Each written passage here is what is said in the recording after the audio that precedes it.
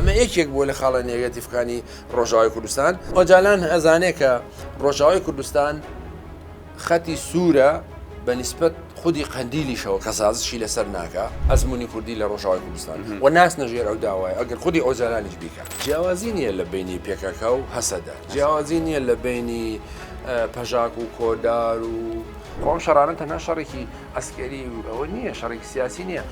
فاکتە ئەساسیەکەی هۆکارە ئەساسیەکانی لە پشتەوە بەڕاستی شەڕ ئابوووریەکانە. بەڵام لە هەموو شەڕانی کە وڵاتانی عەرەبی 10 ساڵ زیاتر لەگەڵ ئیسرائیل کردویانە بەشی ڕێخاکانیان لەدەست لە 50 ساڵ تا 100 ساڵی ڕابردوو گرفتی گەورەی ئەنقەرە کورد بووە. بە پێی ئەو پرۆژەیە تورکیا بەشێک لە خاکەکەی لەدەستدەدا. گرفتی سەرەکی لە هەرێمی کوردستانەوەیە کە خەڵک ڕازی نییە لە دەوڵەتە لە سیستەمەکە. میدیای ئەمریکی گلەی لە ئێمە هەیە، ئێمە پشتیوانی لە حکوومەتی هەرێمی کوردستانەکەین کە پەرلەمان داخا دەستا و دەستی دەسەڵات ناکا، ڕۆژنامە نووسە کوژرێکی چی کە بەم نزیکە پێم وایە دروست بێ ڕۆژهەڵاتی کوردستانی وەکو ئەزمموی سەیەم سبەینێ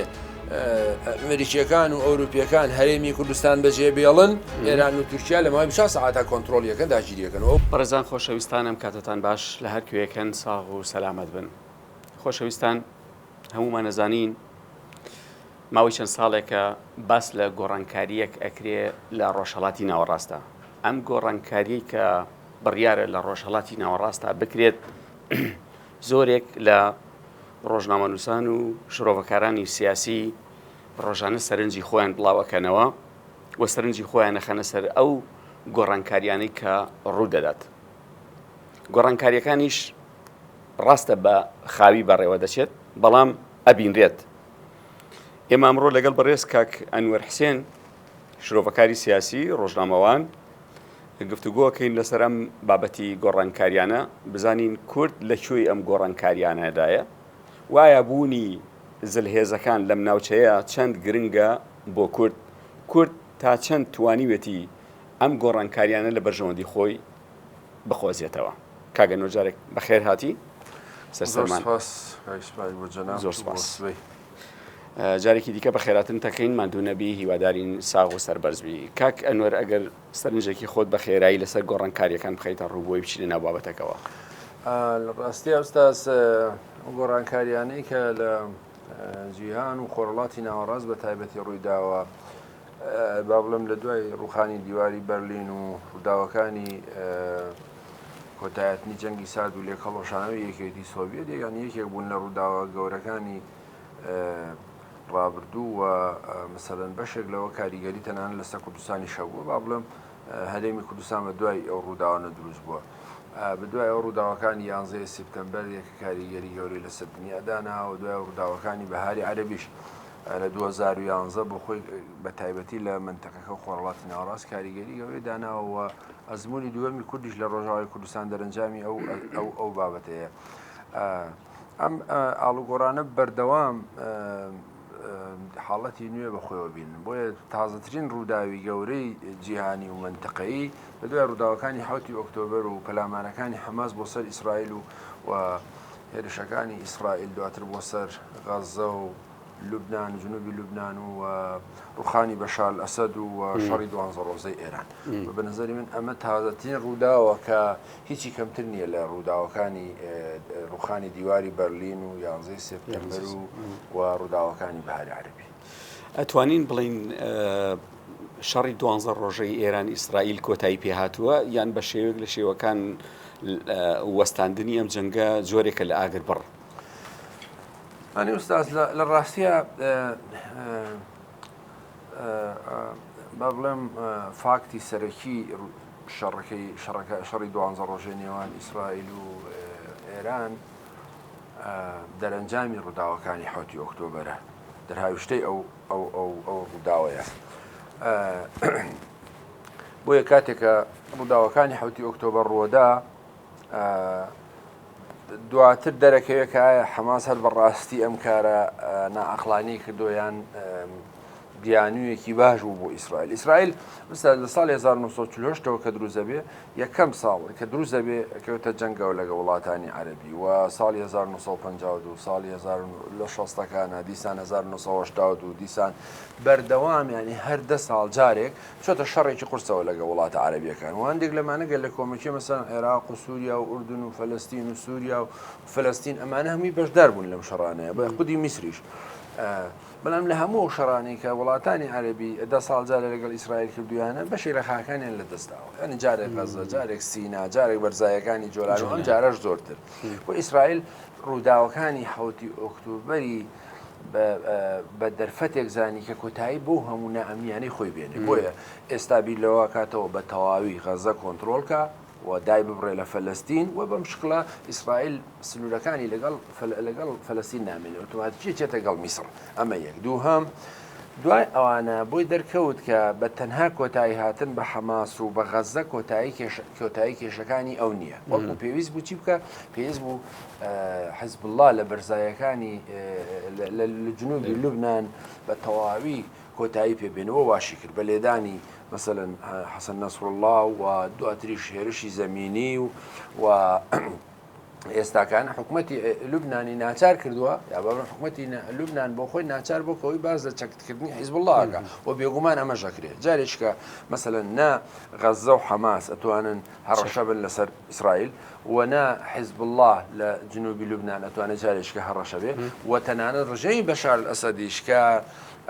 با بڵێم فاکتێکی ئەساسی بەستنەوەی هیلالی شعیت هارام و بە جنوبی لوبنانەوە کۆتایی پێهاتوە لە 8 دیسەمبەر کەواتە مەترسیەکەی تەنها ئەو هیلالی درێژە پێدانی ئەو هیلالە بوو یا حکوومەتی سووریا بەڕاستی هەڕەشە بوو بۆ ئیسرائیل لە ڕاستیە لە دەورانی حافز ئەسەدەوە جگەلەوەی کە بەشێکی زۆری گروپی مقاومەی فەلەستینی بنکە و بارەگاکانیان لە سووریا بوو بە پێکەکەشەوە کە ساڵی 1982 بەشداری شەڕی ئیسرائیلی کردووە و تەنانەت 12 لای شەهید بووەوە یەکێک بۆ لە فاکتەکانی دەستگیرکردنی خودی ئۆجالانیش لە 1990 باشە بەڵام بێگومان ڕژێمی بەشار ئەسەد و دەوڵەتی سووریا یەکێک بوون لە هەرە پاڵپشتە بەهێزەکانی کۆماری ئیسلامی ئێران و ئەو خەتی هیلالی شیعی لە تارانەوە ئاهاتە کرماشان و هاتە دیالە و تکریت و شنگال و شەرگات تێ پەڕیتا چووە ڕۆژئاوا و لەوێەوە بۆ ناو سووریا و لەوێ بۆ جنوبی لوبنان ینی خەتێکی وەسڵی بەهێز بوو حکوومەتی بەشار ئەسەد و ڕۆژێمی سووریا بۆیە بێگومان مەترسی گەورە بوون لەسەر ئیسرائیل قسەکەەوە بووکە 7 ئۆکتۆبەر بە کۆتایی هاتنی بەشار ئەسەدیش نەوەستا جگەلەوەی کە هەوڵی کۆتایی هاتنی حوسەکانیان داوە تا ئەساس سەرکەوتوونە بوون و لە هەمان کاتە ویستیان مثلەن هێزە ئەساسیەکە کە کۆماری ئیسلامی ئێرانە لەگەڵ ئەو ڕوبەڕوو بنەوە بۆی کۆتایی بۆ مەترسیانە بێنن لەسەر خۆیان بۆیە شەڕی 12 ڕۆژە بە نظری من خۆتان نەزان لە سەرەتای ڕاستە چرای سەوزی ئەمریکای بۆڵکرا و بەڵام ئەمریکا دەخالەتی نەکرد تا دوایی و دوایش هەندێک لە چاودێران ئەڵێن ئەمریکا بە جددینە بۆ بەشداریکردنەکەی بۆیە بە نظری من پێم وانی شەڕی ئێران و ئیسرائیل یا با بڵێم شەڕی ئەمریکا لەگەڵ خۆرئاوا و گروپی ئێستای با بڵێم سێزایدیەک بەریتانیا و فەڕەنسا و ئەڵمانیا و کە لە دانووسانان و ناگەنە نەتیجە هەندێک لە چاودێران پیان وایە ئیمکانی هەیە مانگی نۆ تاوەکو کۆتایی ساڵ جارشکە ئەو شەڕە لە گەڕانیانە دەست بکاتەوە و ئیسرائیل خودی ئەمریکا و خوتەنانت ئەو سێ وڵاتش کە ئێستا دانووسانیان هەیە لەگەڵ ئێران پیان وایە ئێران مل نادا بۆ داواکاریەکان بەڵام لە ڕاستیە بەشێکی ئەمانە بە تەنها پەیوەندی نیە بە چەکی ناوەکی و پەیوەندی نیە بە ئەم بیانوانەوە لە ڕاستیە پیان وایە کە ئەبێ ئەو مەترسیانەی کە لەسەر ئیسرائیلی دۆستیان و لەسەر بەرژەوەندیەکانیشیان وستاز لەسەر خۆم شەڕانە تەنها شەڕێکی ئەسکەری ئەوە نییە شەڕێکی سیاسی نییە فاکتە ئەساسیەکەی هۆکارە ئەساسیەکانی لە پشتەوە بەڕاستی شەڕ ئابوووریەکانە شەڕ ئابوووریەکانە کە جەنگی کەندا و ڕوئەدا هەرێمی کوردستان دروستە بێت و باشووری کوردستان لە ژێردەسەڵاتی بەعز جۆرێک لە جۆرەکان سربەخۆیی وەرەگرێ کە جەنگی سووریا و بەهاری عەرەبی ڕووەدا ڕۆژاوای کوردستان دەرفەت وەرەگرێت و جۆرێک لە جۆرەکان ئەبنە دەسەڵاتدارەتیەکی سربەخۆ دروستە بەڵام بۆچی کە باس لە گۆڕانکاریەکان نەکرێ هەمیشە باس لەوە کرێ کورد ناتوانێت گۆڕانکاریەکان بەگشتی لە بەرژەوەندی خۆی بقۆزێتەوە ئەوە نییە لە بەرژەوەندی خۆی دەرفەتەکانی وەرگرتووە ئوستاز لە ڕاستیەوەی تۆ باست کرد ڕاستە یەکەم ئەگە بڵین ئەزمموی باشووری کوردستان دەرەنجامی وەکوتم ڕووداوەکانی ڕوخانی دیواری بەرلین و جەنگی سارد و لێکەڵۆشانەوەی یەکێتی سۆڤێتەوەی تۆ جەنگی کەنداوە بارحاڵ و دووەمیش دەرەنجامی ڕووداوەکانی بەهاری هەرێبێکەوە تا ئەم دوو ئەزممونە دەرەنجامی دوو زروفی مەوزوعی سیاسین و ئاڵگۆڕی ناوچەی و جیهانی و منتقەی بەخۆیەوە گرتووە بەڵام مەسەلەن ئەو ڕخنەیە و بۆ چونە جەناب لێوە سەرچاواگرێ مەسەن ساڵی 1990 هەرێمی کوردستان ئازاد بۆ نییە بەڵێ لە 1990 باشە تا ئێستا نەیتوانیوە بنەماکانی حکوومەتێکی بەهێزدانێ و نیگەرانیەکانی خەڵک بڕێنێتەوە و خزمەت گوزاریەکانی خەڵک بەردەست بێ و تەنانەوە سادەترین شت کە خەڵک ڕۆژانەوە دابینکردنی موچەیە کەچی لە کاتێکا بۆ معلوماتی جەنابێت ساڵی 1964 لە ساڵی 1964 تا 1967 وڵاتێکی وەکو سنگافورە دروست بووە باشە کەچی ساڵی 1970 ئەبێ بێشە لە پڵنگەکانی باشووری ئاسیا و ئێستا لە ئاستی دنیایەکێک لە هەرە وڵاتە گەورەکانی دنیا هەمووی 20 ساڵی پێ نەچوو هەمووی 20 ساڵی پێ نەچووە لە هیچەوە بۆ معلوماتت یعنی ئەو وڵاتە هیچی نەبوو کە مالیزیەکان دەریان کردن بە شەرتی کۆمەڵێ جەزیران هیچیان پەیوەندیان بە هیچ باشە کەچی ئێستا لە ئاستی دنیایەکێک لە وڵاتە خۆشگرە ینی بۆ معلوماتی جەناب لە دوای سویسرایەکە لە وڵاتەکانی کە باشترین دەخلی فەردیەیە و پاسپۆرتەکەی یەکەمینە و یەکێکە لە وڵاتانی ژینگەی پاکە ئیمکاناتی باش بەهرەمەندە خەڵک ڕازیە خۆش گوزەرانە شارەی کوردستان لە دوای ئەو هەموو ساڵە ناتوانێت موچەی هەوڵاتەکانی دابینکە باشەکەواتە چۆن نتوانێت لەگە ئەو هەلو مەرجە ناوچەی و جیهانیانە خۆی بگونجێنێ و لە دوای وەشە بەڕاستی با بڵم هەرێمی کوردستان دراسی باشی ئەو ڕووداوە جیهانیانەی نەکردووە بەڵکو پابند بووە بە کاریگەری دوو وڵاتی پڕنفوز لەسەر هەرێمی کوردستان وێرانن زۆنی ساوزوزن بە نظری من ناتوانێت لەگەڵ ئەو ئاڵوگۆڕە خێرایانەی دنیا خۆی بگونجێنێ و نەیتوانیوە مەسەلەن بتوانێت هەموو ئەو وڵاتانەش قەناعەت پێ بکە کە لە پشتیوانی بەردەوامی بن ئەوش دەرەنجامی چییە؟ دەرەنجامی بوونی گەندەڵی زۆرە نائەدالەتی زۆرە و ئەو هەموو کێشە و گرفتەی کە ڕوبەڕووی خەڵک بۆتەوە و تەنها ئێستا مەترسی سەر ئازادی ڕادەربنی شیاتۆتە سەر بەڵام بەبەراورد لەگەڵ ڕۆژاوای کوردستان بەبەراورد لەگەڵ ڕۆژاوای کوردستان لە ناوجەرگی ئەو هەموو کێشە و مشکلە و گرفتانی کە هەیە لە سووریا ئێستا کارکتەرێکی بەهێزە هەسەدا یا کوردەکان کارکتەرێکی بەهێزن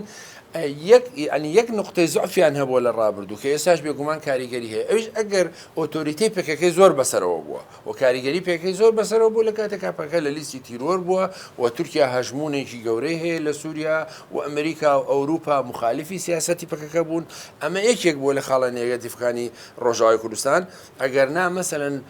لەو کات لە 2011ەوە کە بەهاری عەرەبی ڕوویداوە لە 2012 کانتۆنەکانی خۆسەری دیموکراسی دروستکراون بەسم بەردەوام موچەی خەڵکییان داوە و نائەدالەتیە کە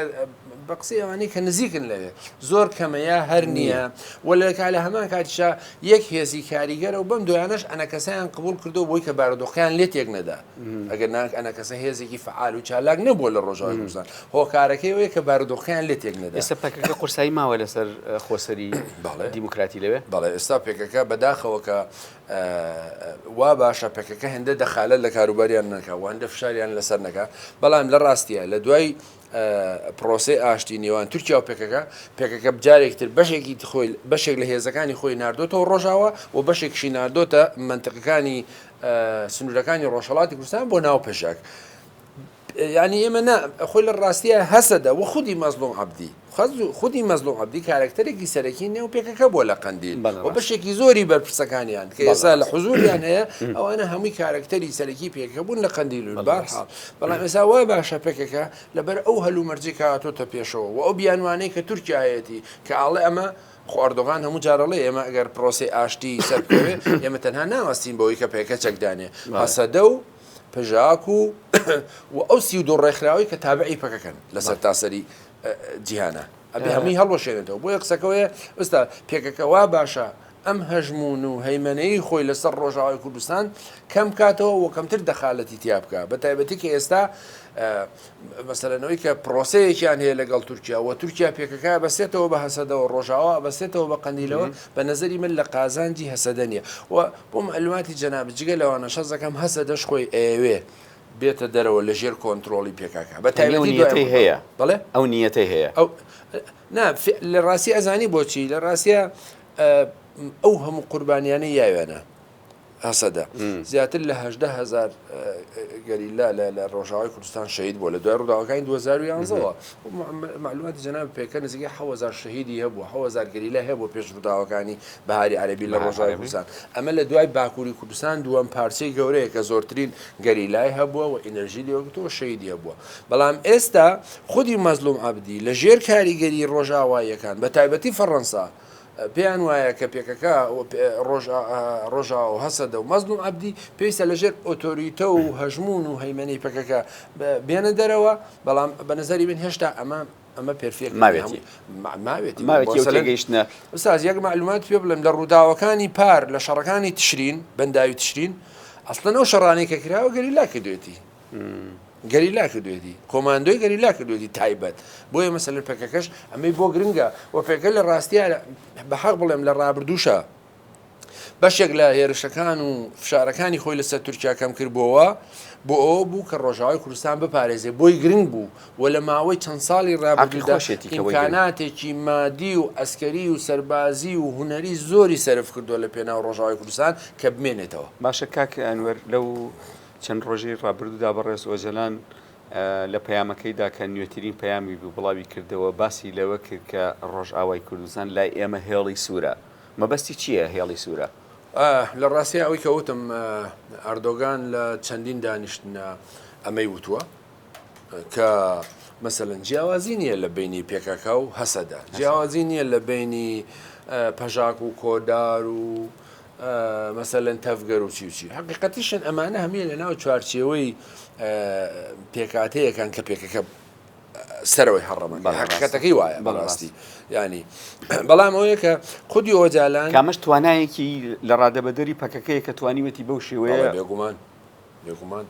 عین نقطەی قووەتی پەکەکەیە پێکەکە لە هەر چوار پارچەی کوردستان و وەلە ئەوروپا نزیکەی 32 ڕێکخراوی سیاسی و فەرهەنگی و کللتوری تابعی پێکەکە لەسەر مەسەلەن لەسەر فەلسەفەی ئاپۆیزم و لەسەر ڕێبەرایەتی فکری ئاپۆیزم و ئاپۆ دروست کراونەوە حقیقەتە ئەتوانم مەسە هەموویت بۆ بژمێرم ویست باسی ئۆجالان ئەزانێ کە ڕۆژاوای کوردستان خەتی سوورە بە نسبەت خودی قەندیلیشەوە کە سازشی لەسەر ناکە و ئەگەر پێکەکە خۆشی لە قەندیل چەکدانێ بەڵام ڕازی نین بۆی ڕۆژاوای کوردستان چەکدانێ و تەسلیم بێ ئەوە قسەیەکە دووهەمیش پێم وایە لەو ئەتراز و ناڕەزایەتی خودی مەزلوم عەبدی و فەرماندەیەکانی هەسەدە و هەسەدە لە ڕۆژاوا تێگەیشتووە کە پرۆسەی ئاشتی قەندیل ئەنکەرە یەکسان نییە بە تاواکردنی پرۆسەی ئەزمموی کوردی لە ڕۆژاوای کوردستان و ناس نەژێر ئەو داوایە ئەگەر خودی ئۆجالانیش بیکە ئۆجالان ئەمازانێ بۆیە ئۆجالان نایەوێت قسەیەک بکە و نەتیجەی نەبێ و قسەکەی بشکێ بۆیە پێی وایە ڕۆژاوای کوردستان ئەبێ لە چوارچەوەی ئەم پرۆسیان نەبێ بەڵام تورکیا نەکەرم قسەی ئۆجالانی قبول نییە ئەسڵەن یەکێک لە مەرجەکانی پرۆسەی ئاشتی ئەوەیە کە وەکو وتم ئەوان تەنانەت باسی پەژاکیش دەکەن کە سنوورەکانیان زۆر دوورە لەیەکەوە ینی وەکو هەسەدەش نییە ئەوە دوایەوە ئستاز بە نظری من ئەم پرۆسەی ئاشتیە کە دەوڵەت باخچەلی ئەتاتورکی دووهەم بە نظری من وایە دەوڵەت باخچەلی ئاتاتورکی دووهەمە بۆ تورکیا ئەو پرۆسەکەی هێناوەتە کایەوە نەخشەسازی پرۆسەکە ئەوە جا مەترسیەکە بەڕاستی لێرەیە وەختی خەڵکێکی وەکو نەتەوە پەرستی شۆڤێنی وەکو باخچەلی دێ دەست درێژەکە بۆ پرۆسەی ئاشتی کە هیچ نێتیشی نییە من یەقینم هەیە لە چەند ڕۆژی ڕابردوودا ڕخنەی زۆر لێژیراوە لەلایەن پارتەکانی ئۆپۆزیسیۆن و خەڵکی تورکیاوە بەڵام دەوڵەت باخچەلی ئەڵێ چی ئەڵێ دوای چەند ساڵی کە ئێوازانن من چیم بۆ کردن دەوڵەتی تورکیام لە چ نەهامەتێک و گرفتێکی گەورە ڕزگار کرد قسەکە چییە ئوستاز ئەم پرۆسەیە بە نظری من ئەوەیە کە بە دوای ڕووداوەکانی 7 ئۆکتۆبر و بە تایبەتی پێشتر ڕووداوەکانی بەهاری عەربی و دیفاکتۆ بوونی کوردەکان لە ڕۆژاوە بە تایبەتی دوای ڕووداوەکانی 7 ئۆکتۆبر تورکیا هەست بە مەترسیەکەکە ئەو ئاڵوگۆڕانی تۆ باسیەکەی هەست بە مەترسیەکەکە و پێشی وایە لەم مەترسیانە ڕەنگە کورد پێگە و جێگە و مووقعێتێکی باشتری هەبێ ئەوەی فیدراالیە کۆنفیدراالیە تا سەر بەخۆی یان ئەوەی کە لە شوێنێکە دەستی بە ئاو بگە بە دەریا بگە وەکوەوەی کە چۆن لە ڕووداوەکانی چەند ساڵی ڕابردوو هەسەدەگەی بۆ مەسەلەن باب و عەزاز بۆ سەر دەریای سپیناوە بۆیە هات ئەفرینی داگیر کرد و عەزازی داگیر کرد و دوای سەرەکانی و گریسپیشی داگیر کرد بۆچی بۆی نەگاتە سەر دەریا بەڵام ئێستا ئەو نەخشەی کە ئیسرائیل باسیەکە و ئەو پرۆژەی داودەی کە بنیامین ناتانیاهۆ زۆر باسیەکە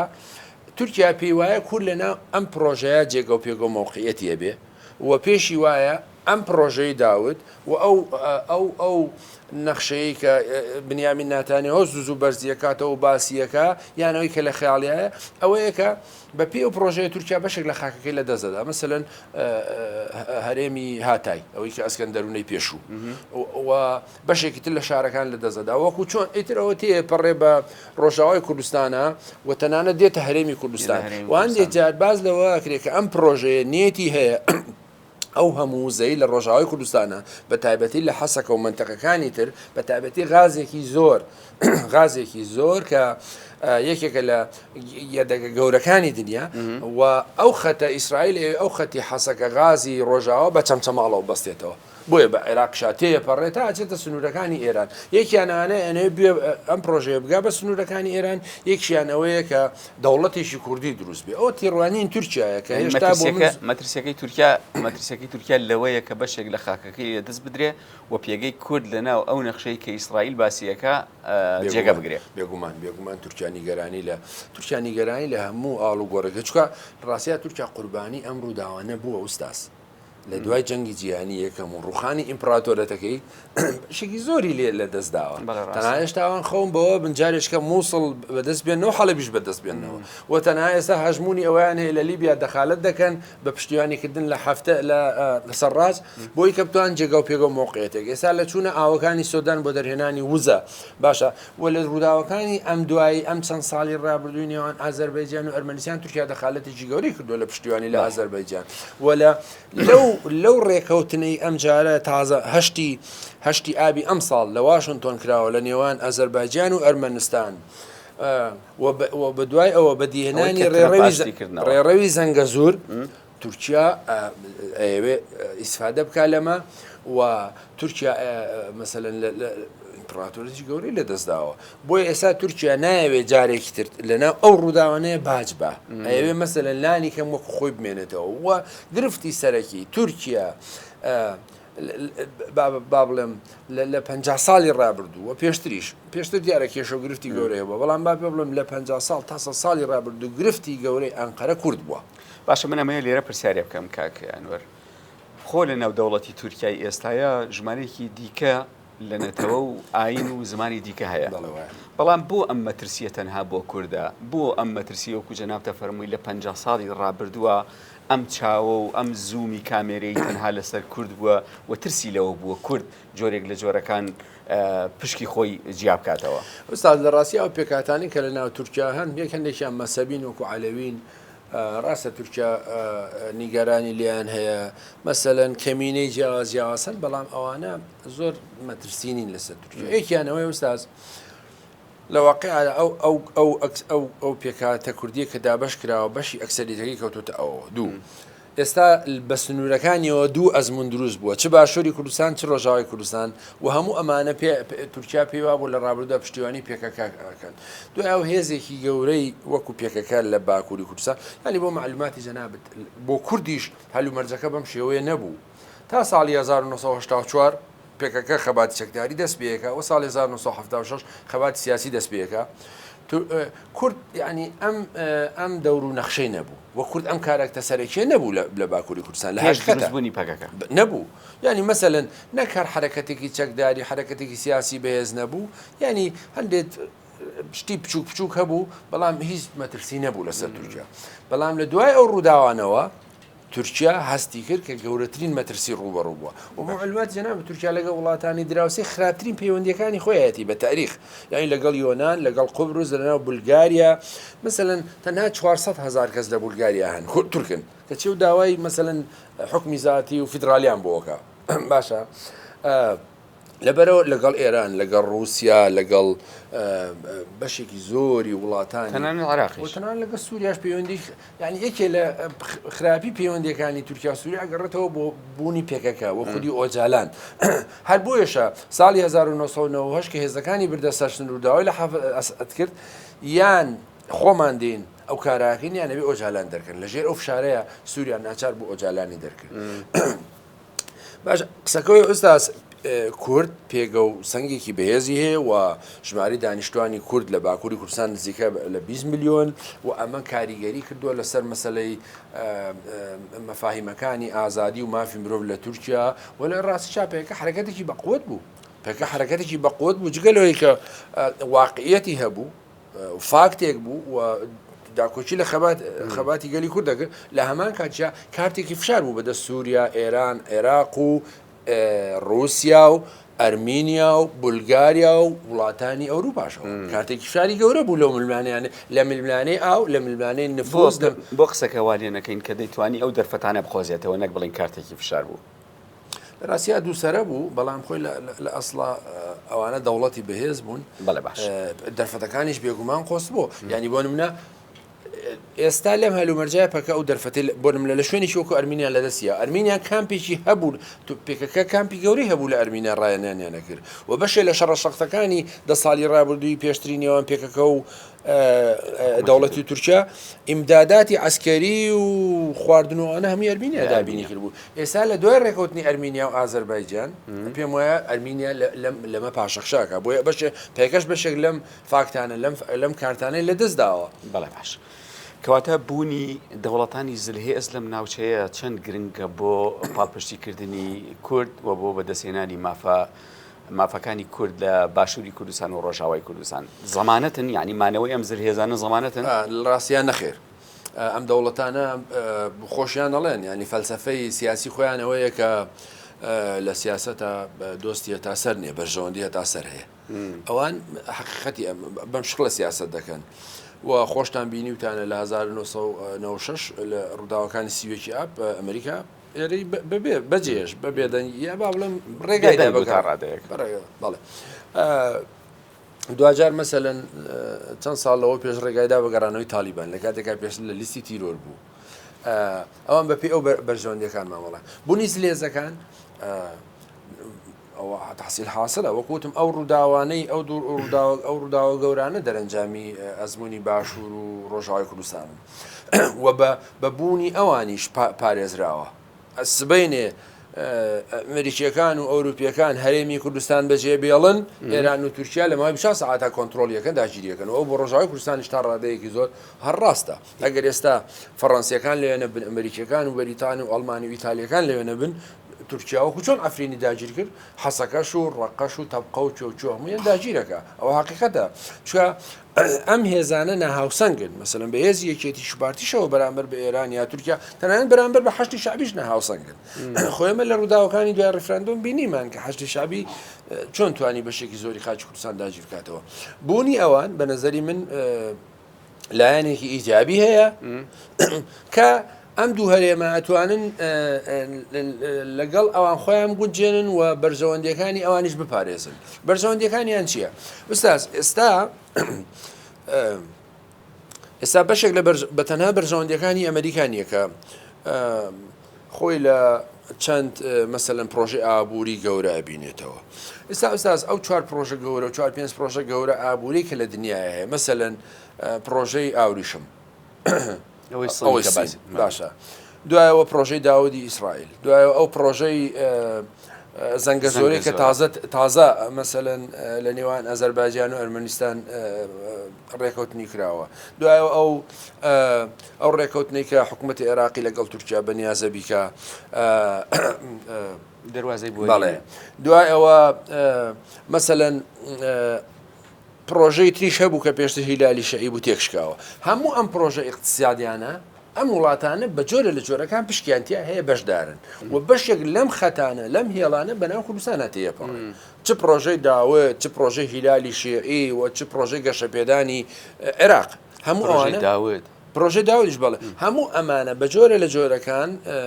بەو پێی هەرێمی کوردستان پێگە موقعەتێکی گەورەی وزە و ئەنرژی و نەوتی هەیە وەکو باسم کرد بە تایبەتی لەو خەتەوە بۆی ئەگەوێتە ناو ئەم پرۆژەیەوە و قسەکەوەی هەرێمی کوردستان چەنە ئەتوانێت سەرنجی ئەم وڵاتانە بۆ خۆی ڕاکێشێ کە لە ناو ئەم پرۆژەیە بن ئێستا مەسەرەن پرۆژەی گەشە پێدان پرۆژەی گەشە پێدان کە لە فاوە دەست پێەکە بۆی کە وڵاتانی کەنداو بە ئەوروپا و بەستێتەوە لە ڕێگای تورکیاوە ینی هێشتا ئەو نەخشەیە هەرێمی هەرێمی کوردستانی تیان نەبێ ینی لە دهۆکەوە تێ نەپەڕێ لە شوێنێکی ترەوە بڕواکە هەرێمی کوردستان بەڵام قسەکەوەی ئەگەر ئەمریکیەکان ئارەزویان لەبێ ئەوروپیەکان ئارەزویان لێم پرۆژە توان هەرێمی کوردستانیش ئەو کاتە بۆ گرنگە پرۆژەی داوت بێگومان نەتوانێت بەشێک لە ئامانجە سیاسیەکانی مەسەلەن کوردیش بەدی بێنێ و پرۆژەی هەموو پرۆژانەی تر ئەم پرۆژانە مەسەلەن چۆن نەتوانێت هەرێمی کوردستان قازانجی لێ بکە ئەوە نەشەوەیە کە ئەوەی تر ئێران تەریک بکەن ئێران محاسەرە بکەن ئێواران گەمارەوە بن سوودمەند نەبێت لەم پرۆژە چونکە مەسەلەن بە ئوستاز بە هەر کام لەم پرۆژە تازانەی کە ئەمریکا ئەوروپا تەرحیان کردووە زەربەدانە لە پرۆژەکانی سین و رووسیا و ئێران بۆیە قسەکەوەیە کە ئێستا وا باشە هەرێمی کوردستان ئەم بەڵام پێشە ئوستاز ئەم پەیوەندیانە لەگەڵ ئەم وڵاتانە ڕێکخا پێویستە خۆی ڕێکخاتەوە لە ناو خۆیە گرفتی گەورەی هەموو کیانێک هەموو هەرێمێک هەموو دەوڵەتێک ئەوەیە کە گرفتەکانی ناوخۆی چارەسەرکە ئەمە ئەساسیە چکە کە خەڵک لە پشتیوانی نەبێ و خەڵک فاکتی پشتیوانی سەرەکی نەبێ بە دەرەنجام دەوڵەتانی ئەمریکا ئەوروپاش ناتوە ینی بۆ نمونە نمونەیەکت بۆ بێنمەوە لە ئەفغانستان حکوومەتەکەی غەنی ئەشرەف خۆ بە دەنگدانی خەڵک هاتبوو کەچی نەیتوانی بەرگەی 24 ساعت هێرشەکانی تالیبان بگرێ و بەجێ ڕۆژ بۆ چکە خەڵکی لە پشتیوان نەبوو چکە گەندەڵی ڕەگی داکتا بوو بەناو دەوڵەتە کەچی مەسەلەن تالیبان لە ماوەی 8 ساعت هات حکوومەتی دروست کرد و ئێستا حکوومەتەکەش بەڕێوە بە بۆیە گرفتی سەرەکی لە هەرێمی کوردستانەوەیە کە خەڵک ڕازینیە لە دەوڵەت لە سیستەمەکە لە حیزبەکان لە حکوومەت ئەمە گرفتی ئەساسیە بە تەنها ئەمریکا ناتوانێت بتپارێزێ ئەمریکا ئەتوانێت ساڵێک 2 ساڵ 10 ساڵ 20 ساڵ بتپارێزێ خۆشیان نەزانن خۆشیان جارێک لێم بیستون کاڵێ میدیای ئەمریکی گلەی لە ئێمە هەیە ئێمە پشتیوانی لە حکوومەتی هەرێمی کوردستانەکەین کە پەرلەمان داخا دەستا و دەستی دەسەڵات ناکا ڕۆژنامە نووسە کوژرێکی وچی کاگەنوەر تەیدەن بۆ قسەکەی جەنابەت بەپێی ئەزمموی ئەم چەند ساڵی حکومڕانی ئەم دوو هێزە سیاسیە چاوەڕێیان لێ ئەکرێت کە بتوانن پشکی خۆیان لەو پرۆژە ئابوووریە گەورانی کە جەنابەت باست کرد پشکی خۆیان بپچڕن وە سەرنجی ئەو وڵاتانە بە شێوەیەک ڕابکێشن کە ئەم پرۆژانە بە هەرێمی کوردستانە بڕات و ئەگەر لە غیابی نەبوونی وڵاتانی ئەوروپاش بتوانن سەرنجی ئەم وڵاتانە ڕاکێشن و لێرە بمێنەوە ئۆستاس ئەوان ئەم جێگە و پێگە و موقعەتەیان بۆ گرنگە ئەمانە لە حکومداری بن یا خەڵکانی تر چونکە ئەوان بە پێی بەرژەوەندەکانی خۆیانەتوان سیستەمی حکومڕانیەکانیش بگۆڕن وەکوی ئوستاز لە میسر چۆن مەسەلەن سیسیان گۆڕی بە مورسی عفو مورسیان گۆڕی بە سیسیان گۆڕی باشە وەکو چۆنەوەی لە ئێران ڕەزاشایان گۆڕی بە خومینی وەکو چۆنەوەی لە بەشێکی زۆر لە وڵاتانی منتەقەکە سادەترین ئەوانێ ئەسەدیان گۆڕیەوە بە شەرع لەبەرەوە بۆ ئەوان بۆیان گرنگ نییە چێ هەیە لێرە چێ حاکمە ئەم دوو حیزبە حاکمە ئەتوان بەرژەوەندەکانیان پارێزن یان دوو حیزبی تریش ئەتوانن دوو کەسایەتی تریش ئەتوانن خۆیان نەتوانن ئەمە بکەن و بە نەزەری من ئەوان ئاوا بیرەکەنەوە کە هەرێمی کوردستان پێگە و موقعەتەکەی گرنگە نابێت لە دەستی بن بەڵام ئەوەی کە ئاڵوگۆڕە بێت لە حیزبی سیاسیە ئەمە بن ئەوە بنیان خەڵک ئاڵوگۆڕ پێگەێنێ لەناو حکوومەتە ئەوان بەسەرەن جۆرێکی ترە بەڵام جێگە و پێگە و موقعەتەکە و بەسەرچەبوونی وزە و ئەو ڕێڕەوانی کە هەیەی مەسەلەن ئەگەر پرۆژەی داوت بە نمونەوە بگرین کە ڕەنگە پرۆژەیەکی دوورمەودا بێ ئیسرائیل لەگەڵ بیەوێ ئەوە بکە ئیلا بێ بەشێکی بە هەرێمی کوردستانە تێپەڕێ بۆی بگاتە باشووری عێراق بۆی نزیک بێتەوە لە سنوورەکانی ئێران کەوتانی جێگە و پێگە و موقعەتەکە گرنگە پێگەی پشتێنەی ئەمنی ئەو پشتێنەی کە ئەو پشتێنی کە عێراق فاو بەسێتەوە بەکەنداوە مەسەلەن ئەگە پێکەکە هەبێ مەترسی بۆ خەتە دروستکە ئەو خەتی شەمە نەفرە و خەتە بازرگانیە دروستکە بۆی قسەکەوەیە کە ئەم جیۆپۆلۆتیک و جێگا و موقعەتەکە گرنگی تایبەتی خۆی هەیە بە نەزەری من حکوومەتی هەرێمی کوردستان تا ئێستا نەیتوانێت خۆی بگونجێنە لەگەڵ ئەو بارودۆخی ئەو هەلومەرجەنی و دەوڵەتیە و ڕازیش نین لی وەگلی زۆریشیان لێ هەیە و هەموو ئەوە بینن بەڵام تۆ ڕەنگە بڵێ باشایی بۆ بەردەوام پشتیوانیەکەن ئوستاز ئەوان ئەمە ڕاستەکە بەدیل نییە کاک ئەنوەر بەدیلی یەکێتی و پارتی نیە زۆرجار لە ناو کۆڕ و کۆبوونەوە و سەحافە و میدیا و سۆشیال میدیایە باس لەوە کرێکە یەکێتی و پارتی بەدیلیان نییە بۆی ئەمریکا و ئەوروپا پشتگیریانەکەن وەڵا لە ڕاستیە کەس تەسەووریە کرد ئەحمەد شەرع بەدیلی ئەسەد بێ دانی گرفتێک ئوستاز هەیە ئەوەیە کە سووریا جیاوازەکەی لەگەڵ هەرێمی کوردستان چییە؟ جیاوازەکەی سووریا بۆ خۆی کیانێکی ڕسمی هەیە دەوڵەتە مەسەلەن ئەسەد بێ شەرع بێ فڵان بێ ئەم جیۆپۆلیتیک و جوگرافیایە خۆی پارێزراوە بەڵام گرفتەکە زانی بەنسبەت ئەمریکا خۆراوەچێ ئوستاز بۆ دەست لێدان لە هەرێمی کوردستان پێیان وایە هەر دەست لێدانێک ئەتوانێت نفوزی ئێران زۆرترکە و نفوزی حەشتی شعبی زۆرترکە و دەخالەتی تورکیا زۆرترکە بۆیە خۆ ئوستاز ئەوان دەمێک ساڵە لەگەڵ ڕوخانی ئێرانان بەڵام یەکێ لە ڕاستیایەکێ لە سەبەکان نەبوونی بەدیلێکی گونجاوە ئێستاش نایانەوێت دەوڵەتی ئێرانی بڕوخێنن ئەیانەوێت تەحەولێک پێک بێنن باڵی ڕیفۆرم بێنە سەرکار باڵی ڕیفۆرم بە هەمان شکل و فۆرمشت کۆمەڵی تعدیلات بکەن مەسەلەن ڕیفۆرمیستەکانی وەکو خاتەمی و ڕۆحانی و جەواد زەریف و پزیشکیان و ئێستا کە بەشێک لە سوپای پازداران و چۆچێ تەیدیانەکەن ئەیانەوێت تەحەولە ئاوا پێک بێ بەڵام بە نەزەری من حکوومەتی هەرێمی کوردستان بەم حاڵ و بەم ڕەفتار و بیر و بۆچوونەی ئێستاوە ناتوانێت بۆ بەندە سەر حکوم بێ کاکەنوەر من جەنابتم زۆر ماندوو کرد زۆر سپاس بۆ ئامادەبوونێت ئەگەر شتێکمان لەبییر چوبی حەسکەی ئاماژە پێ بکەی وەڵا زۆر سپاس ئوستاز لە ڕاستیە ئەو وەکو هەمیشە بەشێ لە چاودێران لە خۆرهەڵاتی ناوەڕاست ئەکوڵێ قوڵە بەدا وە گرنگە لەو نەخشە تازانەی کە دێ کورد یەکسان نییە بە یەکێتی و پارتی و بەکەکە کورد مثلەن شایانی ئەوەیە کە زۆر باشتر لەم هەلوو مەرجەی ئێستای تایەتی بژی چ لە شایستەیە وەکو قەتەریەکان بژی لەنە ئەو هەموو ئیمکاناتی و زەوغازوانە باسی ڕۆژهەڵاتی کوردستانمان نەگری کە بە نەزەری من ڕۆژهەڵاتی کوردستان لە داهاتووە جێگە و پێگەیەکی لەنا ئەو ئاڵوگۆڕانەیە ئەبێ بە تایبەتی کە مەسەلەن کارکتەری ئەساسی لە ڕۆژهەڵاتی کوردستان ئێستا دوو حیزبی گەورن کۆمەڵە و دیموکراتن کاتوان دەور و نەخشیانە بێ من هەموو جار ئەژڵێم بەخۆشیانڵێم ئەی پژاک پەیوەندی هەیە ئوستاز بە بوونی پەکەکەوە و بوونی پەکەکە بەم شکڵی ئێستای بمێنێتەوە پەژاک بەڵام پەکەکە لە ڕاستیە وابەستەی پێکەکەیە و بە دوای ئەم ڕووداوانەوە چەند ساڵێک شە پەژاک بێگومان هێزی سێهم بووە کاریگەری کەم بۆتەوە و کەوتۆتە بەڕەخنەی خەڵک کە مەسەلەن ئەو پرۆسەیە ئەبوو لانی کەم بە ئاگاداری ئەوانش بێ و هێزانێ تریش بوو بۆیە قسەکەم وەیە هیوادارم مەسەلەن لە داهاتووی ڕۆژهەڵاتی کوردستانە کە بەم نزیکە پێم وایە دروست بێ ڕۆژهەڵاتی کوردستانی وەکو ئەزمموی سێم هیوادارم هەرگیز تەجربەی باشووری کوردستان و وێزە سیاسەکانی دووبارە نەکەنەوە زۆر سپاسەکەین کاکەنوەر خۆشەویستان ئازیزان گفتوگۆکەمان لەگەڵ بەڕێز کاک ئەنوەر حسێن کۆتایی پێهات ئێوەش بمێنن بەخێر هەر شاد بن